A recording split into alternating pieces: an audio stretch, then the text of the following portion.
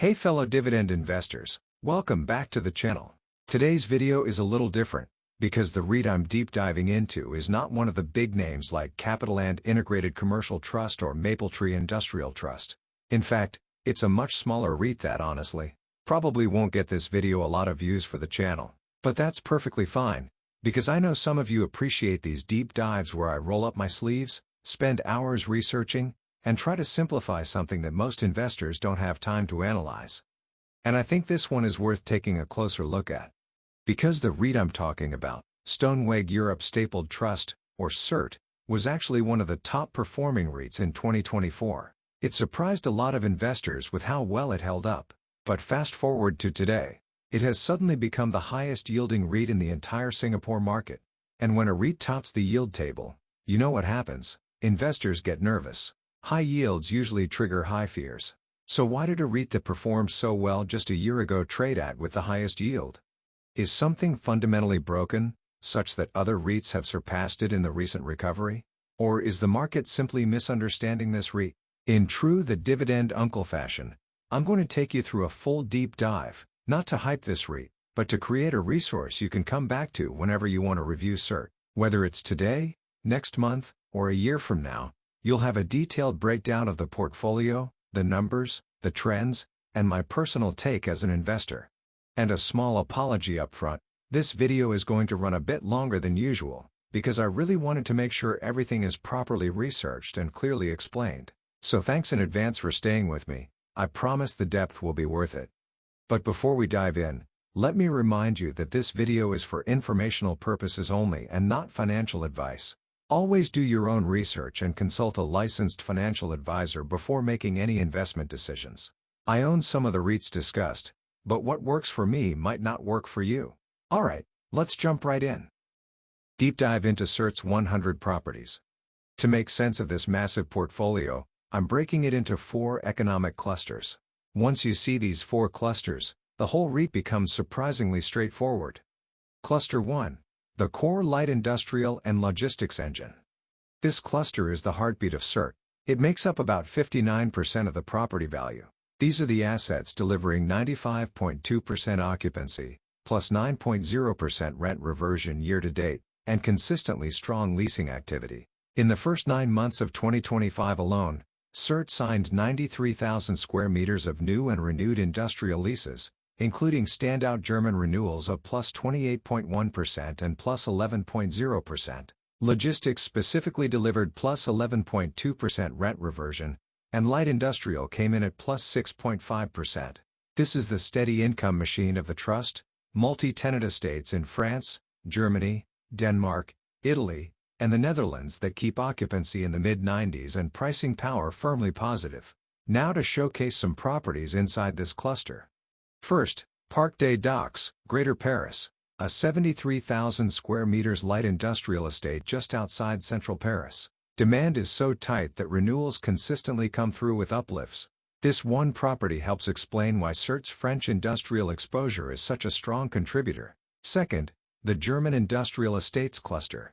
You don't need all the names. All you need to know is that Germany delivered the highest rent reversions in the entire REIT, as high as plus 28%. That's real operating leverage. Finally, the Copenhagen logistics estate. This Scandinavian asset sits above 95% occupancy, reflecting an industrial market with disciplined supply and sticky tenants. When management says the vast majority of SERT should eventually be industrial and logistics, these 3 properties tell you why. Cluster 2. Prime office turnarounds.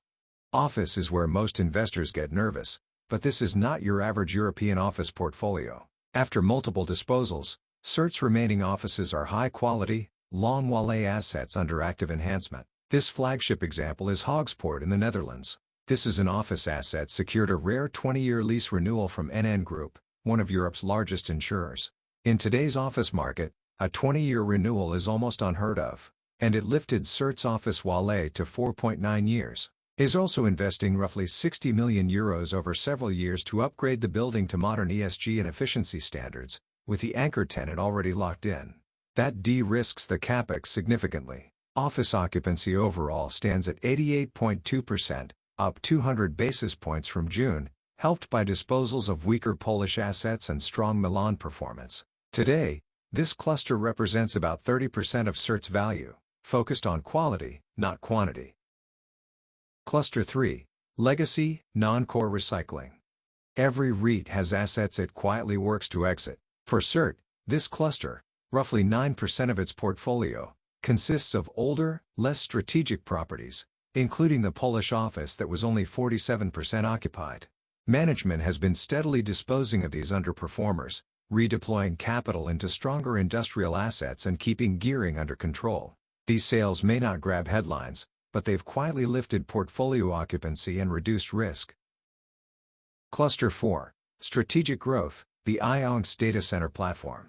This is where SERT surprised me, in a good way.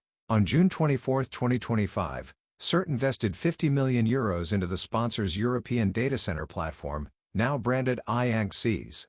The fund controls approximately 225 hectares of land across Europe with 1.16 gigawatts of secured power, plus visibility on another 563 megawatts, adding up to 1.68 gigawatts of potential capacity. After a UK site was added to the portfolio, SERT's early entry led to an unrealized €24.8 million valuation uplift, equivalent to roughly a plus 49.6% gain on its stake.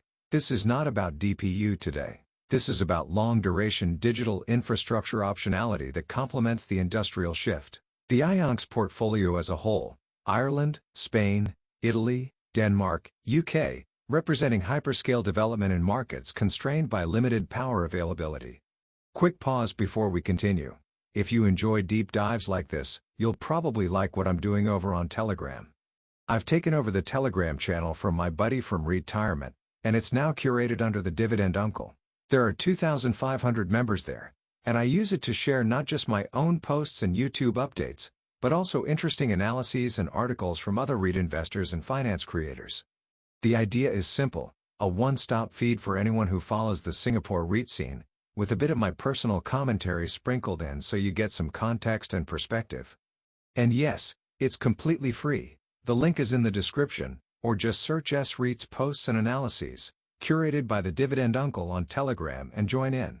It's a nice no-spam space to stay informed and connected. Why SERT is shifting from office to industrial, the real story.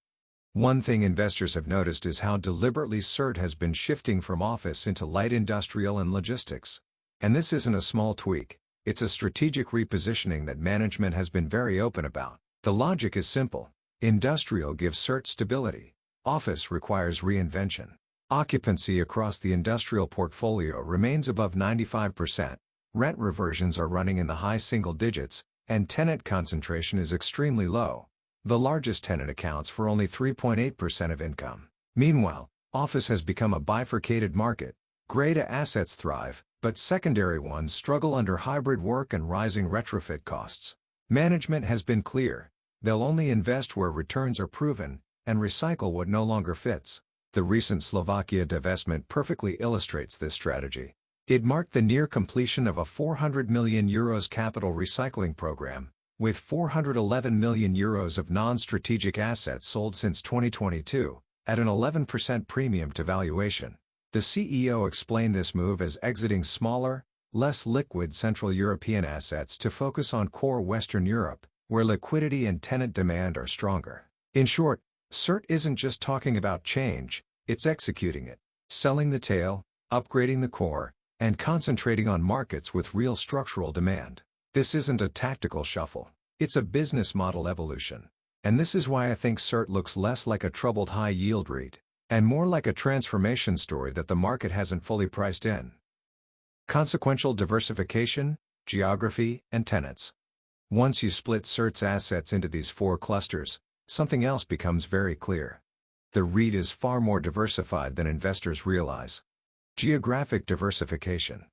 Western Europe now represents 86% of portfolio value, spread across France, Germany, Italy, Denmark, the Netherlands, Spain, and now the UK through IONX. This spread provides a built-in macro hedge. When one market softens, another often offsets it. Tenant diversification. SERT hosts over 800 tenants. The top 10 account for just 20% of income, and the largest tenant contributes 3.8%. This granularity is rare for a high-yield REIT and reduces earnings risk significantly. Together, SERT's geographic and tenant mix acts as a natural stabilizer, one reason the portfolio continues to deliver steady operating metrics despite market volatility. Financial performance. The real trend story.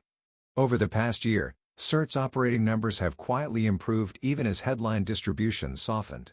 From 1Q to 3Q 2025, revenue rose from €53.6 million to €56.1 million, and NPI from €33.5 million to €36 million, slow but steady progress. Occupancy improved to 93.5%, and rent reversion averaged plus 11%, led by Germany and Italy. DPU came in at 6.55 euro cents, down 7% year-on-year, a decline driven not by weaker assets, but by higher interest expenses and temporary income loss from sold properties.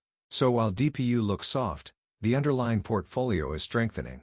With cost of debt already easing from 3.97% to 3.88%, and 85% of borrowings hedged to 2027, there's room for operating gains to start showing through as rates normalize. The recently completed Slovakia divestment further strengthened the REIT, cutting gearing below 40%.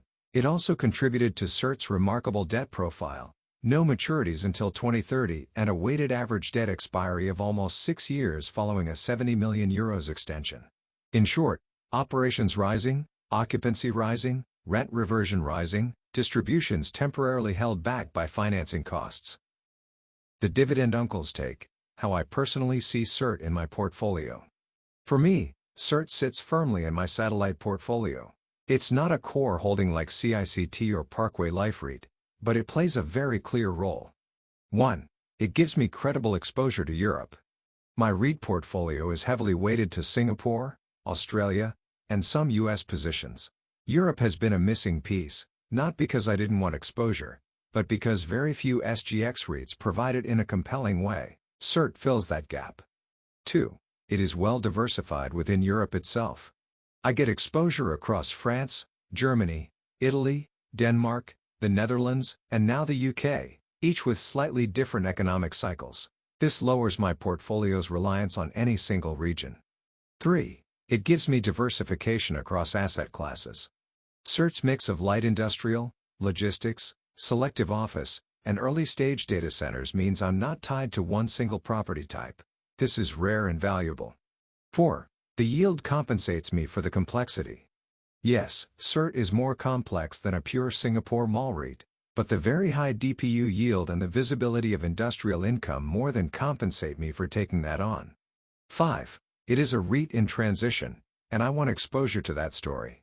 I like that industrial is rising, office is being cleaned up and upgraded, and data centers give me long-term optionality, because sometimes, the best time to invest is during the transition, not after the market finally wakes up. This is why, in my personal portfolio, SERT sits firmly in my satellite bucket, a higher yield, higher reward position that diversifies me geographically and by asset class, while offering a credible transformation story backed by numbers. Alright, that's all for today, folks. When I look at SERT, I don't see a risky high-yield REIT. I see a platform in transformation, streamlining its portfolio, recycling capital wisely, and positioning itself in Europe's most resilient property segments. It's complex, yes, but it's credible. If you found this deep dive useful, do me a favor, give it a thumbs up so YouTube knows it's worth sharing. And subscribe if you'd like more insights like this on REITs, dividend stocks, and portfolio building. Thanks for watching, and until next time, happy investing.